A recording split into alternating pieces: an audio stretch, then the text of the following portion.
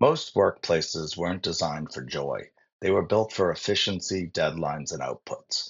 And while the work might get done, people often leave drained, disconnected, or dreading Monday mornings. When a new methodology like Agile comes along, it doesn't just change the process, it disrupts the familiar. People question the practices, resist the ceremonies, and doubt the benefits. Yet, in the right hands, those very changes can do more than improve delivery. They can ignite a cultural shift that makes work energizing, connected, and even joyful. That's why I'm thrilled to welcome Richard Sheridan to our conversation. Rich is the co founder, CEO, and chief storyteller of Menlo Innovations, an IT firm renowned not just for what it builds, but how it builds, with joy embedded at its core. He transformed a painful, fear driven tech culture into one where joy, experimentation, and dignity reign. His best selling book, Joy Inc. How We Built a Workplace People Love, shares how he removed fear, ambiguity, and re engineered the workplace to make joy an explicit business goal, not just a soft ideal. Today, we'll dig into how he first introduced Agile at Interface and got teams to actually adopt it, how he sold pair programming to skeptics, the nature of joy in work, not as a perk, but as culture, and finally, how to scale engagement while understanding that not everyone will be 100% on board all the time. So please join me in welcoming Richard Sheridan, lead storyteller and architect of Menlo Innovations. Great to be with you, Todd. Thanks for inviting me in. You're very welcome. So I thought we could first start with, tell me a little bit about what is Menlo Innovations, what do you do, and why are people walking in the door to see what you do? Yeah, we are a software design and development firm. That's what we do for a living. We design and build software for other businesses. And I think what intrigues the world about us is we chose a very broad mission, we think an important one, to end human suffering in the world as it relates to technology. And any of us who've ever been frustrated with those newfangled chip reading credit card machines or anything about technology that frustrates us or have been part of software teams knows that an industry that maybe the world thinks thrives actually barely survives from day to day. Yeah. And we didn't want to just survive, we wanted to thrive. So we created a company focused on what we call the business value of joy. And I'm sure we will talk lots about that in our discussion today. Yeah, absolutely, absolutely. I think it's great, and it's interesting too. With today, people talk about technology and giving people what they need. I'm sure you're following along with Mr. Elon Musk and what he's just done with removing the entire dashboard in the car. So it'll be interesting to see, how that goes. It will be indeed. Yep. Yeah, absolutely. So great. So I thought we could start with, talk about, a little bit of change and go back a ways in your career to your work you mentioned in your book at Interface Systems, and maybe share a little bit of overview of what you did and sort of what led you to do it, but more so is what was the reaction to both the people that you were working with, but then also the management when they sort of saw what you were doing, and how did they handle that? Yeah. Well, I'll give you a little bit of personal background. So my personal history is as a programmer. I started coding when I was a kid in high school back in 1971. Got a job programming when I was too young to drive, and eventually got a couple of degrees in computer science and computer engineering from the University of Michigan.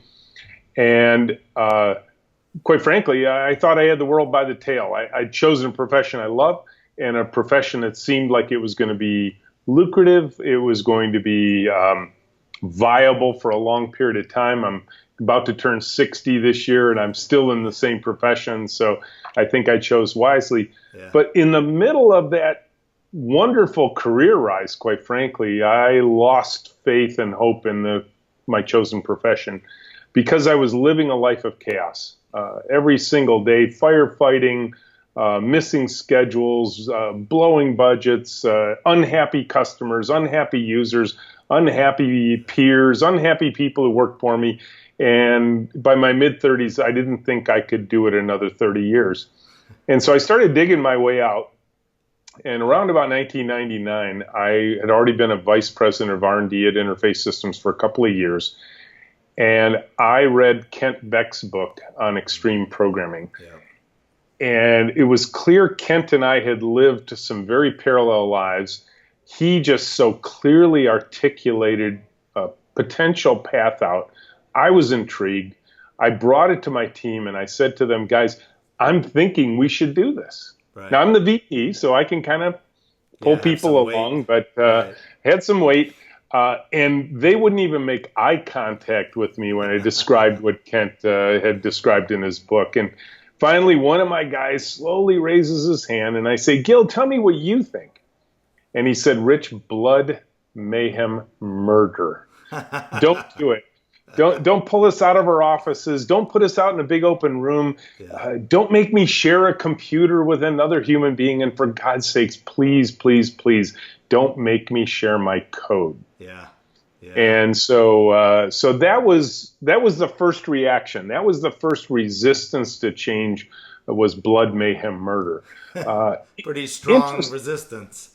Yeah, exactly. Yeah. But I'll tell you, one of the things I've discovered is, if you're not getting that kind of reaction, you're probably not probing in the right way. So I found that the energy and change really comes from the edges, not from the middle of the bell curve. Yeah. And so I had blood, mayhem, murder on one end, and I had a couple of guys who heard my talk and said, we want to try this. And about 3 weeks into the experiment of pairing and working together all day long, one of the guys asked me if I was still going to pay him to work there. I said, what do you mean? He says, well, this is so much fun, it doesn't feel like work anymore. I'm not sure I should get paid. So this was my reaction spectrum, blood, mayhem, murder, and I will work for you for free. Wow. Clearly, I was not getting lukewarm reactions. Right. And so I literally transformed this team, led the transformations team over about a 6-month period. And it wasn't easy. There's no question. It required a lot of personal leadership, energy, and time and commitment.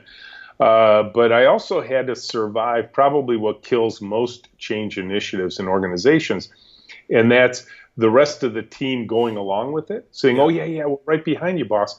But honestly, in their hearts, believing I wouldn't carry it through, that I wouldn't stick with it, that this was going to be the change du jour, the change of the month club. Right. And don't worry, Rich will lose sight of this and then we won't go back. Right. And quite frankly, we never did. And I personally haven't been running teams differently than that since 1999. Wow. And so was there a moment where, I mean, I'm sure you had people on your team that were 100% against this. And I'm interested, did you not invite them to participate, or if you invited them or mandated them to participate, given your role in the organization, what type of teasers did you do, or what type of, were there early successes maybe that you did where you eventually, converted some of these naysayers? So one of the things we did was we ran a small 1-week experiment with the entire team, and ostensibly to learn Java, which intrigued the whole team. This was 1999. Java was just kind of coming into its own back then. And so when I went to my technical team and said, guys, we're going to learn Java, they were like, yay, Java. Yeah. I said, well, we're going to use all the blood, mayhem, murder techniques that you just tossed away a few weeks ago. And they're like, yay, Java. Yeah. And so we ran a 1-week training immersion ostensibly to learn Java, which we did. But we used all the techniques that Kent had described in Extreme Programming Explained. We paired, in this case, we switched the pairs at least once a day. Yeah. We planned with paper. We worked out in a big open room. We worked shoulder to shoulder. They could overhear one another in this big open room. And quite frankly, the results were astounding, even to them. Wow. And when I challenged them and I said, guys, think about what just happened this week. Think about how much you got done, how productive you were, how much you learned, how much you enjoyed working with others. Because I could see it every single day. Right. And I looked at them, I said, why wouldn't we work like this? And they really didn't have an answer. But what I learned in that week, Todd, is probably a fundamental lesson for anyone leading a change initiative. Mm-hmm. And that is, no matter what you're thinking of changing, you have to realize that you're changing away from something and you're changing to something. Yeah. And when you're changing away from something, you are tearing down existing reward systems, right, even if they're pain-filled. If I have my own office, my own title, my own area of responsibility, if I have the thing I'm responsible for, those are rewards. Right, right. And if you don't replace them quickly with rewards of equal or greater value, they will always revert to the old reward system. Right. And so is there an example? I mean, how did you, after you got the excitement from the developers of doing it this way and then told them, okay, but guess what? We're going to keep doing it this way. And you no longer have that nice cushy office. What did you use to replace some of those rewards? Yeah. So, in the old days, the rewards were, I got recognized for my individual achievement. I had some piece of system I owned. Right. I could pass quality problems off to another person on the team. I could just stay on the new stuff all the time. I didn't have to worry about quality systems. And yet I appealed, I believe, to the heart of the engineer in each one of my team members. And that was the real heart of an engineer is just simply that every engineer wants to see their work get out into the world and delight others. I mean, this is the core element of why any of us got engineering in the first place. It's not a theoretical activity. Yeah, we like it because it's hard. But if we don't see our work see the light of day, right, it's a very sad life for us in the technical field. Right. So what they began to realize was we were going to start hitting deadlines without crisis. We were going to start delivering things that actually didn't entail firefighting every day after we delivered. We were going to start seeing things that actually pleased the users rather than frustrated them. Yeah. We could keep moving forward rather than constantly looking over our shoulders and saying, what fires did we set in the past? Simple things, even like you don't have to take your laptop with you on vacation anymore. Right. When you go off you can even schedule a vacation. We don't have to worry about, do we have a way to get a hold of you in case there's an emergency? Yeah. And it began to dawn on them that this was a very different life than any of them had experienced to date. Right, right. Yeah, and I was actually going to say that is it's the reward to some extent almost became a different lifestyle. Right? Yep. It is a new way of working. And a new way of interacting with their peers. And, we're going to talk about your book, and it's not ironic, but, to be called joy, right, is that people want to come in and be happy to work and do the work that they are doing. So talk to me a little bit about, so that's the team side. In an XP, and for people that are going to watch this that maybe don't understand, XP and its Scrum and Agile practices, the one thing that they prescribe in all of these, right, is that the customer really is driving the bus. And yep. Right, in our old way of doing things, we were very comfortable with, give us all your requirements, we'll write them all down, and we'll come back in 9 months and we'll show you something. Yep. Now, embracing some of these new techniques, which seem completely, this makes sense. This is how we should be doing it. What did the business say at Interface when you went to them and said, and by the way, we're going to work in this fun new way, and it's fun for us, but you have you have some skin in the game now too. We need you to participate, and maybe they had a day job, and how did you pull them out of their day job in order to participate with your team and sort of show them that they have to give you this time, or else you're not going to build the right product? Well, it was interesting. I will say that the first work I did before I went to my team was to essentially pre-sell my peers on the executive team and my boss. We were a public corporation at the time.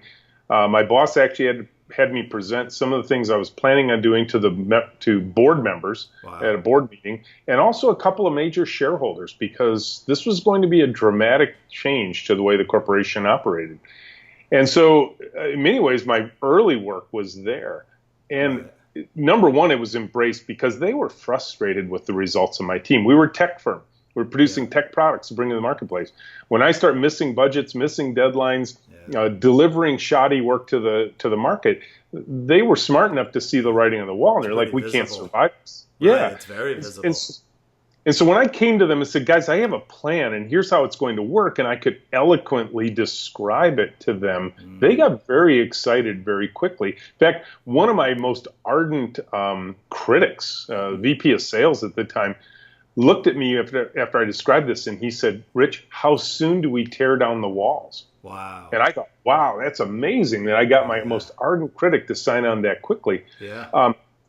Now, that's sort of at the inspiration level. But now the question is, practically, as you said, they have day jobs. How do I get them more involved? Right. Well, number one is to recognize they have day jobs. You know, the one thing I think Kent Beck even himself recanted later was this idea of customer always in the room. Yeah. Because quite frankly, if your customer can always be in the room, they probably aren't a customer. Right. Because they do have other things to do, and they should. That's the most valuable part of their input into your team, is that they're getting out into the world, they're talking to customers, they're bringing that real world information back, right? And so what we said was, look, the intense part of our interaction is going to occur within a 2 to 3 hour segment every 2 weeks. Mm-hmm. So we really need you for these couple 3 hours. Right. The first part of it is what we call a show and tell. Yep. Where we invite them, the key stakeholders outside the organization. They could come whenever they wanted, but we needed them to be there for this show and tell event. Mm-hmm. Right. We actually eventually invited the whole company to those events because the receptionist and the salespeople and the marketing people were all really excited. Customer support, they were all really excited to see what was going on back in engineering. I was still the biggest part of the company, right? And so they wanted to see what we were doing, and they got this real peek into an excited technical team that they'd never seen before from that standpoint. Right. And so we started building this momentum of human energy around the process, and then I think the most important thing was, we would go into this planning game activity. It was similar to the style we still use to this day, a little paper-based planning. Mm-hmm. And we would lay out a plan for the next 2 weeks. Yep. 2 weeks in, they'd come into show and tell, and they would see the effects of their plan. Right. They had never seen anything like that before. Right. They were like, we told you to do X, and you went and did X. Yeah. And look, X, I can see it, and it works. Yeah. It's not a PowerPoint.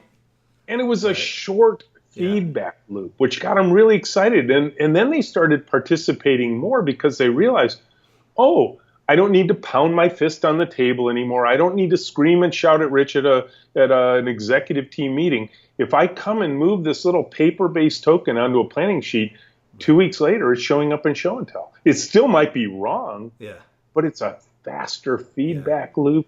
And I actually had direct input into what they were working on. And suddenly they started to get, this is a really high-performance steering wheel on Rich's team, and if I grab the steering wheel and I turn the team left, it's going to go left. If I turn the team right, it's going to go right. Wow, amazing, isn't it? It's amazing, and we take for granted, that we would never build a house the old way we used to build software, right? Where you sign off on the plans, and I'll be back in 9 months, and let me look at the house. But where we became very accustomed to spending millions of dollars on software products and doing it that way. Yep. So it's definitely a very interesting side. And so over time, it sounds like, on the team side, getting those quick wins really got them excited and involved and changing the way they work. And on the business side, it sounds like, you addressed a pain point, a very critical problem, and said, I have an answer to this. It may be uncomfortable for you at first, but I do have an answer. And I like your analogy of, getting the steering wheel, right? Is not only are they sending us to the left, but if they grab the wheel and turn it a little harder, they can see what this team is capable of doing. Yep. And if all they're doing is the equivalent of donuts in the parking lot, right, we're not going to get anywhere. And so high performing steering is only a great tool in the hands of a responsible driver. Yeah. Yeah. Yeah. And No, so if you find the people who aren't really driving towards a goal, it kind of smokes that out sooner too. right. The other thing too, and I think this is really important, we had to constantly check ourselves as a technical team and learn to speak in the language of the business people. Right. One of the reasons business people turn the technical team off is we talk mumbo jumbo. We talk in our acronyms, we talk in our technologies. That's not what they want to hear. Right. That stuff is important to us, and we should talk about it with each other. But when we're communicating with the business team, we have to use terms they understand. Right. Right. Right. And I know, looking at your website, I think you've coined the term, right? Is it the high-tech anthropologist? Yes. Right. Yeah, that's a key element of our process here. Right. And so tell me a little bit more about that. I mean, does that help bridge that gap even more? Well, so it bridges a different gap, but it does help with the business gap as well. In our view, the only real joy in software development is to see the delight in the people we really intend to serve, who are the users of the software that we're creating. Right. They're the people who typically are voiceless in a software process. They get something one day installed on their desktops or their laptops or their phones or pads, and all of a sudden they're like, well, did anyone ever talk to me about how this should work? Did they think about how I work every day, what challenges I face? And the answer is most likely not. Yeah. So we had to inject something brand new, and it was this thing we call high-tech anthropology, which is go out into the world and see the people you intend to serve in their native environment, Yep. learn their workflow, their vocabulary, their goals as human beings, and embed that tacit knowledge into the software itself. I see. Yeah. So that we don't come up with, my favorite target right now are those stupid credit card reading machines. Yeah. Right? I'm delighting in them because they're so bad. Yeah. Right? You walk up and like the McDonald's one has a chevron that says swipe me, swipe me, swipe me. So you swipe and then it says, oh, I'm sorry, so you got to insert the chip. It's like, right. Okay, why was the chevron going up and down? Yeah. And then you stick the card in and it says, please don't remove. And you're like, okay. And then it blinks and a new screen pops up that says, please don't remove. Yeah. And of course, because it blinked in a new screen, you're not really paying attention. You go and they're like, no, don't take it out. Yeah. And then, so now you're like, okay, I'm a little bit anxious now. And then all of a sudden it says, please remove. And it's beeping at you. Right. And this literally makes credit card transactions painful now for most of us. Yeah. I can guarantee you the people who design those machines never actually ever watched them used in the real world before they were released. There's no way. Right. Unless they were just cruel. Yeah. Yeah. Or just didn't care. And so the anthropologist really brings the empathy in for the people who will use this every day. Yeah. And their role, much like the programmers in an iterative approach, is to make mistakes quickly. Yep. Design something, see how it works, correct it before we get too much further in, and keep designing the errors, the human errors, out of the system so that by the time it gets released, it actually works the way the humans would expect it to. Wow, that's great. That's great. And so in your clients today, are you embedding, like, is your approach to embed someone like that first with the users before you start actually building something? Does that go hand in hand with like the requirement piece? Yeah, the high-tech anthropology component of a project we work on usually leads the software development effort by about 3 to 6 weeks. We don't need it all done. Right. We can begin building. In fact, there's some things we can begin building right away, maybe some infrastructural pieces. But ultimately, the anthropologist is somewhat laying down the tracks in front of the engineering team to come back behind and actually build the working software. Right. So they use a lot of paper prototyping and tools like Balsamic and that to get that initial feel from people after they understand what the basic problems are that are being solved, so that by the time the programmers are building the software, it's almost guaranteed to work for the people who are going to use it. No, that's great. That really is great. And you can see, you just think about the practicalness of this is that, involving the business, and then further working with the business to see how they're actually going to use this product. What you set out to build on day one might not end up being what you end up delivering, but it's what they wanted and what they need in order to do their job. So it's a great approach. It's like that classic comic sequence where you see, what the customer wanted was the swing with the two, the two swing. ropes hanging down from the branch, Yeah, exactly. And what the engineer heard, what the documentation wrote. Oh yeah, absolutely, absolutely. So, I'll talk about. I have a few topics here. I'm interested. So, pair programming. So, for people that maybe don't know this, and it is literally two people, one keyboard, one mouse, one computer. So, I'd love to hear. I mean, now I know, when you're interviewing new people that maybe have never done this before, or even back in the day when, at Interface, and you said to them, all right, we're going to try this thing. What was the reaction? And then how did you move through that? Because obviously I know that your company leverages it today. So talk to me a little bit about, pair programming, because it seems so foreign to so many people. Oh yeah, it's probably the weirdest aspect of Menlo. Interestingly, right next door to us is a unit of Ford Motor Company called Ford Labs, and they're working side by side with Pivotal Labs inside that space, and they're also doing pair programming right there. So we may have a little small mecca of pair programming right down here in downtown Ann Arbor, Michigan.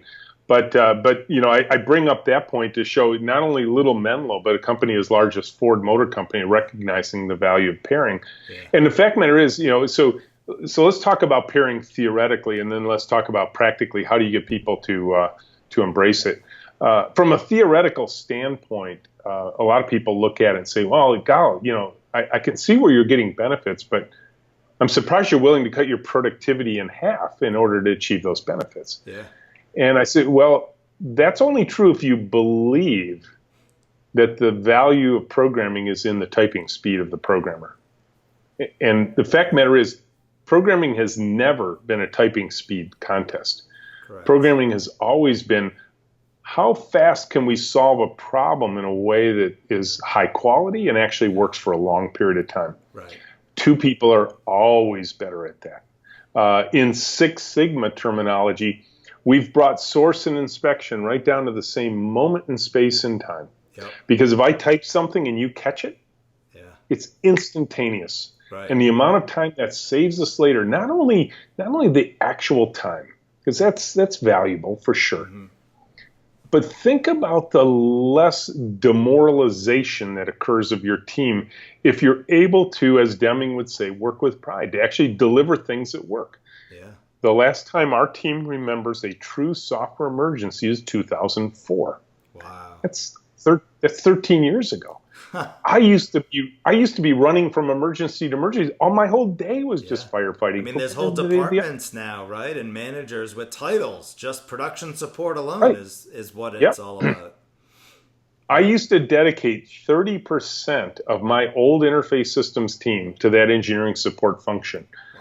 And it was a horrible job because you just had screaming customers all day long, needing and demanding an answer immediately that you couldn't necessarily produce. Yeah. And so you were being the 30% of my team that was on there, and I couldn't leave them on there for longer. They'd quit on me. So I had to cycle people through that section. And 30% wasn't how much I needed.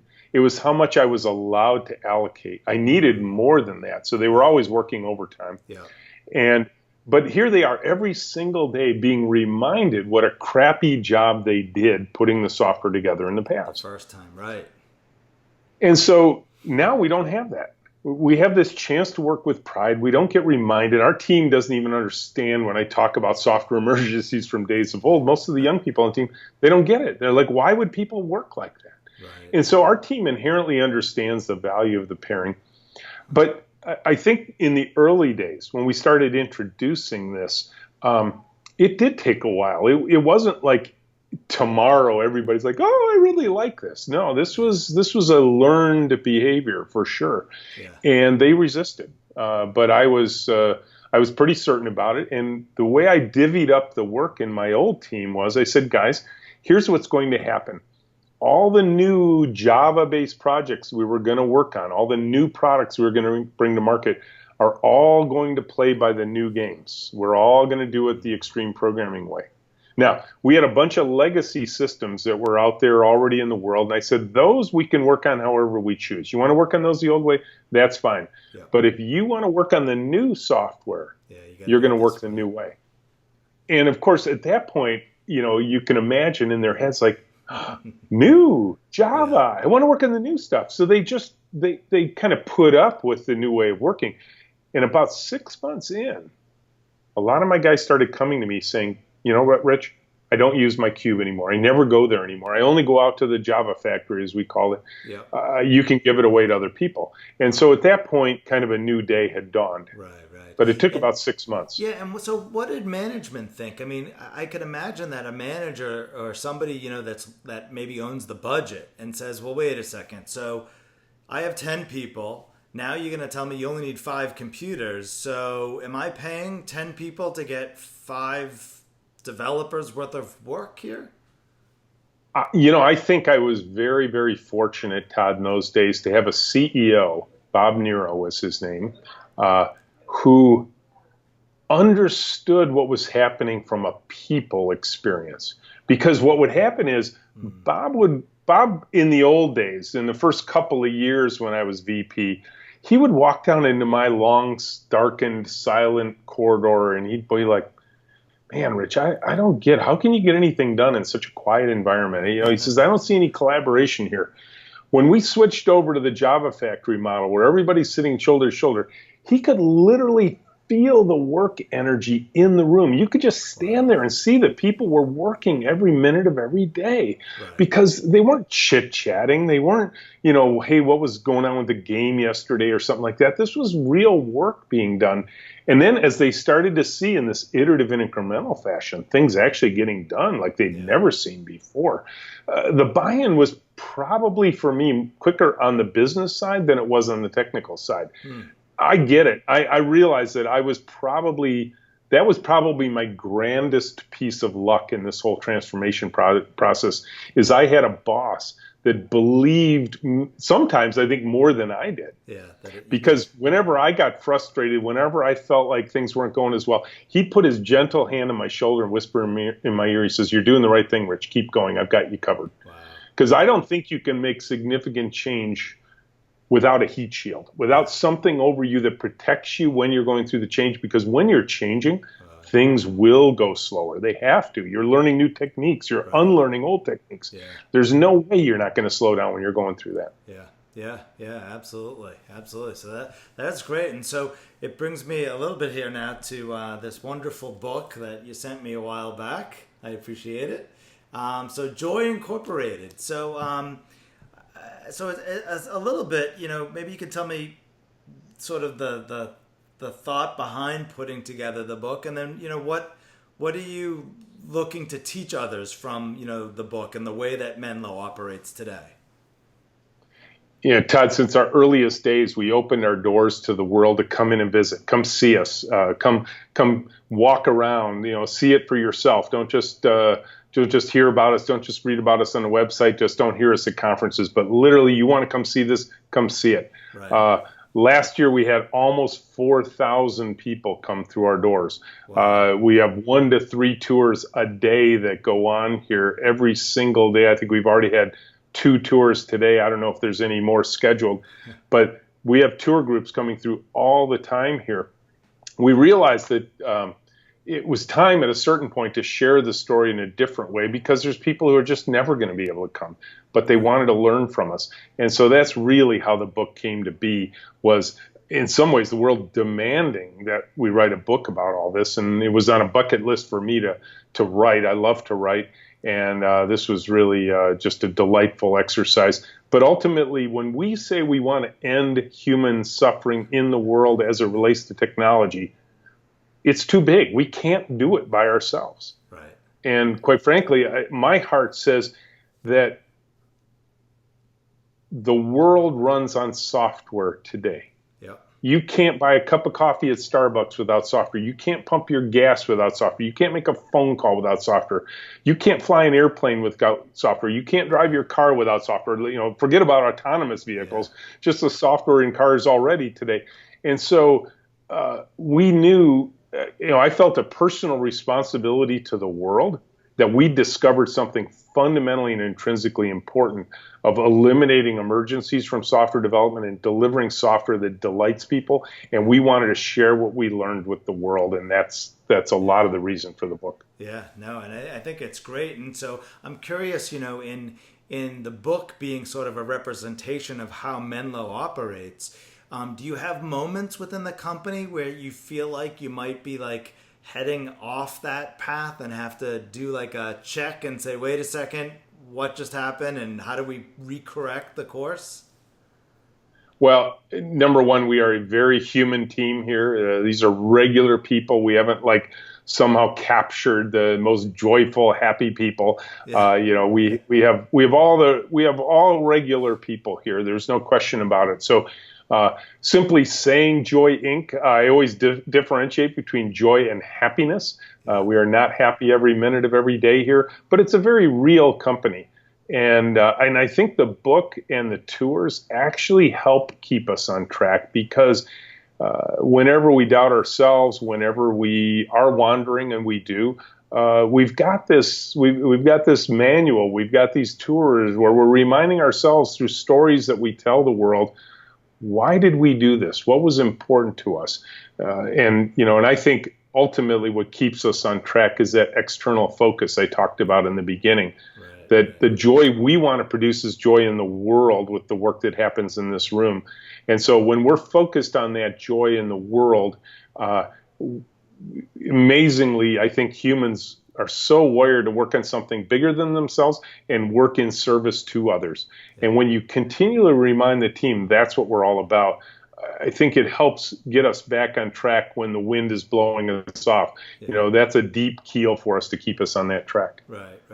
And have you found that as the company's grown, or even some of the projects that you've worked on have been larger in size, that it's harder to maintain that course? Or do you find that because you're set up to operate this way, maybe it's easier to operate on these larger projects? Well, what's interesting, I think, one of the fundamental, call it secrets of pairing, especially the way we do it, where we're switching the pairs frequently, once a week or once every couple of weeks, it puts you in a perfect position to scale. Yeah. And interestingly enough, when you say the word scale in any industry, everybody automatically puts the word up after scale. It allows you to scale up. Right. But interestingly enough, pairing not only allows you to scale up, it allows you to scale down. Yeah. Most software teams, it's impossible to scale them down because one guy's the database expert, the other guy's the middleware expert, the third person is the front end expert. And how could you possibly scale that team down when you need all three of those pieces at any given moment in time? Right. Here, because people are working in all different areas of the code, we practice code stewardship, and everybody in their pairs is constantly working throughout the code. We can scale teams up and scale them down. The projects we work on are still, at the max, maybe a couple of dozen people working on the same project, and the smaller projects, it might just be a couple of people. Okay. So even as we grow in the number of projects, the project sizes for each individual one aren't necessarily, it's not like 1,000 people are working on the same project, which I don't think is true in almost any organization. Right. Even the larger organizations are breaking projects down into smaller and smaller pieces so that sub-teams are working on their piece of deliverable. Right. And so do you find with this model that, as you're working with clients, the clients, you ever have clients that come to you and just you have to sell them on the model, and then maybe after selling them on the model realize, maybe this isn't a good client for us? Oh, absolutely. Yeah. So number one, one of the other reasons for the book and the tours and that sort of thing is education. Right. We would prefer a highly educated customer coming in our door. Well, we can't assume they're going to self-educate. So we present this education to them. People who come in on a tour might eventually conclude, hey, I got this project. Maybe you guys should work on this. Yeah. Well, up to that point, they've already come through there like, you guys have this weird way of working, don't you? And we might have intrigued them the first time they came, but when they start to do that mental math and say, hey, wait a minute, that's kind of neat. You put two people on one computer. Do I have to pay for both of those people? Yeah. And now they start asking the real questions. Why do you think that's more productive? Why do you think that's more efficient? Yeah. Now, good news is today, as opposed to in the earliest days, we have 16 years of experience doing this. We have lots of customers we can point them to talk about their experience with us. But ultimately, still, we have to educate why this is a better way of doing things. And quite frankly, the other part of the education, which you've hinted at here, is the customer has a vital role to play in the success. We can't do it by ourselves. Yeah. And if they don't play along, and we have to give them some space because every customer is different, everybody has different experiences. And even if everybody comes in and sees exactly the same thing, hears us describe it the same way, they all walk away with different impressions. Right. And I had one guy come in once, he says, Rich, you don't have to describe anything.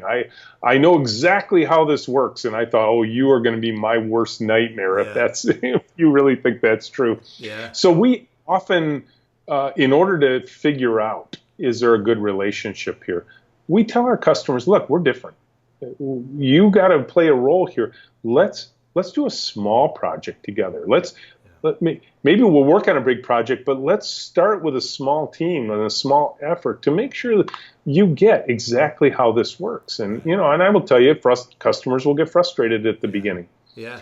Because they're like, well, I have to make all these decisions. Well, yeah, you do, because if you don't help us make these decisions, you're going to be complaining about the decisions we made in the future. Yeah. I'd rather have that argument today before we actually do the work. Yeah, absolutely. So it seems like in some sense there's a theme here and pattern with the adoption of the change and the ways that you've seen things succeed, and that is really going after that sort of smaller, quick win.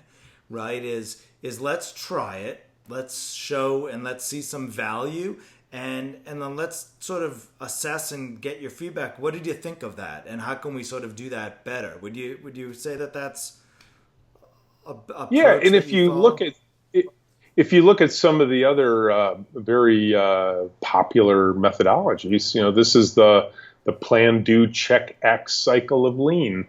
Right. This is the short communication and feedback loops that Peter Senge talked about in the fifth discipline. Yeah.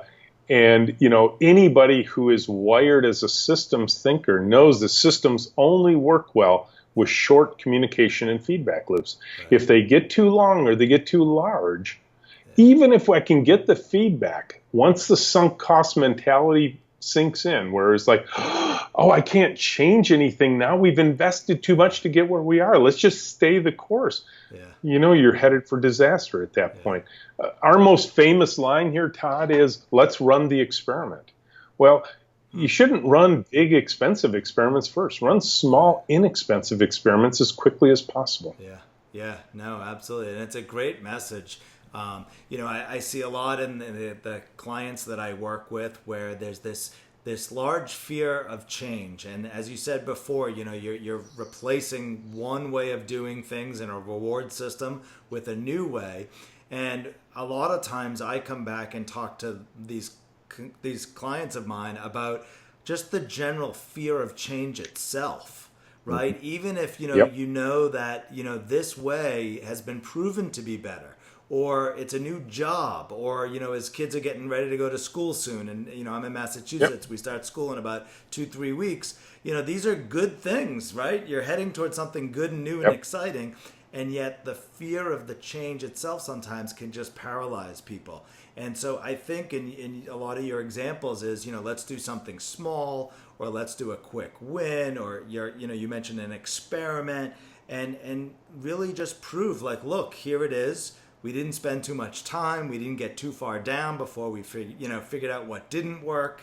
And it's a great approach to tackling something that could, to some companies, be sometimes too big, for them to take on. And even and pairing, I think, also helps facilitate this for an individual on our team who maybe is brand new to all of this, Because if somehow all of the changes we made didn't include pairing, yet everybody had to behave differently, say when they coded or they designed and so on, and you bring somebody new in and throw them into a cube farm and say, okay, welcome to Menlo, we're different, you got to work differently.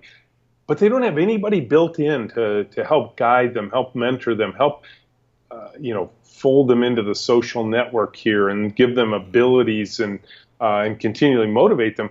But in our world, that pair partner is right there with you. So when you're worried, when you're not sure what to do next, your pair partner's like, oh, just click on this button. Yeah. Let's write a test. Let's run the integration test. And if all those words didn't mean anything to you yesterday, now suddenly you're getting practical experience with them. Yeah, and that's actually a part that I'm sure a lot of people don't think about is, the ramp up time of somebody, either if it's a new developer or it could even be the ramp up of time of a senior developer to a new project. By having a pair there, I'm sure, I don't know if you capture these metrics, but I'm sure that you must be able to shrink that tremendously, right? Oh, it's remarkable. I used to say as an old manager in my old way, my biggest challenge was to try and get a new person productive before I demoralized them. And it was usually about a 6-week to 3-month race that I usually lost. Yeah. And here, when you join Menlo, literally the first day, actually it's occurring during the interview process because we actually do work during the interview process. You are paired in right away. So you walk in the front door and within minutes, you're sitting with someone else who puts the keyboard under your hands and says, let's get started. And so the onboarding process is literally occurring in the first few minutes you arrive, right, versus the typical thing where I'd say, oh my gosh, Todd, it's so good you're here. Welcome. Hey, I don't know what happened in HR, but gee, we don't have a cube, an office, a chair, a computer, an email, but boy, we're really glad you're here. And, and all of a sudden you're starting to panic a little bit because it doesn't feel like they're glad you're here. Yeah. And here, we build the mentorship coming right literally from minutes. It's 3 minutes because, on the opposite end of the spectrum, I've heard of some companies engaging, I guess you could call it like a technical finishing school of some sort, right? Where we hired you and now we're going to send you off to this sort of class or this finishing type school for a few months. And we're going to get you to understand, okay, this is our email system, this is our technology environment, and this is how we work, so that eventually you can join the team in a few months and be a contributing member. And wow. It just goes completely against the model that you've created. So I commend you. I think it's a great model. Well, and you think about, for most people, I think the most exciting day on a new job is typically the day of the interview. Yeah. Right? That's the day where you're like, oh, I'm perfect for the job. These guys really need me here. They've got some exciting new projects on board that I really am excited about. I love what they're doing as a business. They told me all these great things. And then I show up on the first day and I'm like, where is that company? Where's the company I learned about in the interview? Yeah. And here, so it becomes this downward spiral at that point, and it almost nobody can pull out of. Whereas here, it becomes upward spiral. Yeah. You heard about us, maybe you came on a tour, and then the first day you're here, you're being put to work, and the next day you're being put to work, yeah. and usually we find about 6 weeks in, you're able to be a mentor to the next new person joining. Right. Wow. Which is great. Just remarkable. That's amazing. And so if you could give some advice to a younger Richard, introducing a change in an organization, it's never easy. What do you think you'd tell yourself, if you were the younger Richard about to embark on a major change to a company? Yeah, so I think I've never met a leader that I admire who isn't also a reader. Yeah. And so I would absolutely, whether it's my book or all the books I've listed in the back or books you recommend or books you just find on the bookshelf that thrill you. I think a lot of the leadership journey is this journey to self, this journey of self-discovery. So I would say absolutely become a leader, become a student again. Yeah. But avoid analysis paralysis. Run the experiment. Try small things. See what you can move forward. Begin to communicate what your why is, as Simon Sinek would say. Yeah. Why am I here? Why did I choose this profession in the first place?